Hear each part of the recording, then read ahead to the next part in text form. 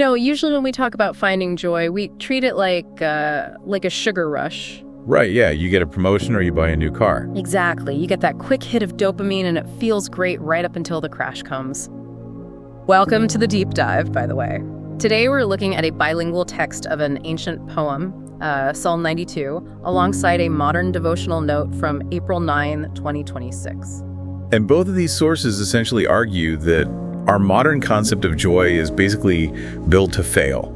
They propose a completely different mechanism for, long-term flourishing. Okay, let's unpack this. The core premise here is that relying on our day-to-day circumstances for happiness is just a losing game. True joy has to be anchored in, an unchanging external reality.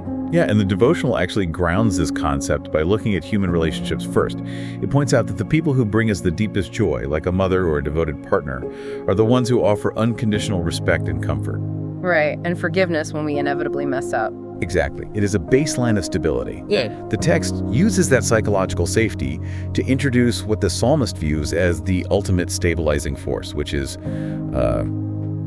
God's works. I have to challenge this, though. If we are seeking ultimate joy from anything other than this source, our hearts are pointing in the wrong direction. But it's easy to say, look to a higher truth when your life is going well. So what does this all mean for how we handle our daily lives when circumstances are actually terrible? Well, that is the exact tension the text addresses by using the metaphor of a rock.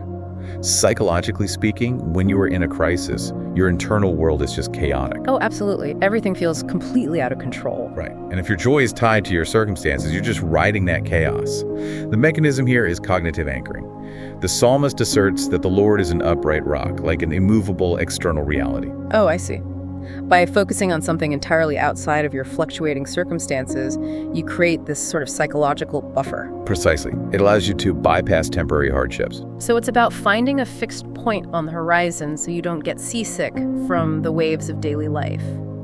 Which brings us to how this anchoring actually manifests over time. Yes, the text has this striking botanical contrast between evildoers and the righteous. Right. It says evildoers sprout like grass, they shoot up quickly, they look vibrant almost instantly, but they have no deep root system, so they are easily destroyed and scattered. What's fascinating here is the deliberate contrast with how the text describes the righteous. They don't sprout overnight. They're compared to a cedar in Lebanon or a palm tree. Wait, really?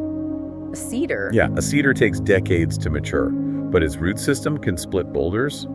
The text is illustrating that true resilience requires agonizingly slow structural growth. It's like the difference between a viral internet star and a legacy institution. We all secretly want to be the grass, We want that overnight success where everyone immediately sees how well we're doing. But the text argues for the long game. Because these cedars are planted in the house of the Lord, they remain full of sap and green, bearing fruit even in old age. Wow.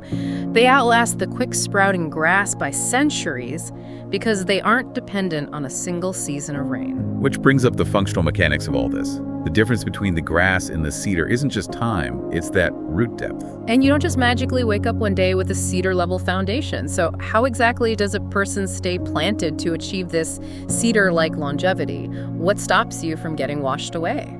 Well, the psalm actually provides a very specific daily rhythm to build those roots. Keep in mind, this was originally written as a song for the Sabbath, meant to be sung to the melody of a lute, a harp, or a lyre. I'm guessing most of us will have to substitute a Spotify playlist for the 10-stringed lute. Yeah, probably.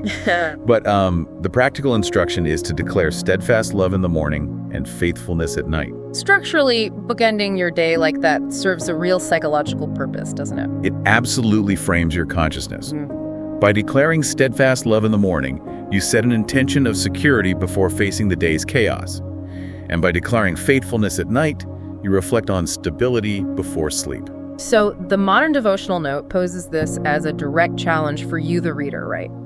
Practice this daily rhythm to forcefully keep your mind planted in that unchanging presence, regardless of what season of life you are walking through. Exactly. It requires actively shifting your focus away from what's fleeting and rooting yourself in what is permanent. The ultimate takeaway here is that enduring joy isn't a circumstantial accident. It's a structural choice. It's about trading the constant pursuit of a sugar rush for the slow, deliberate work of building a foundation. A foundation that stays vibrant and fruitful long past the initial spark.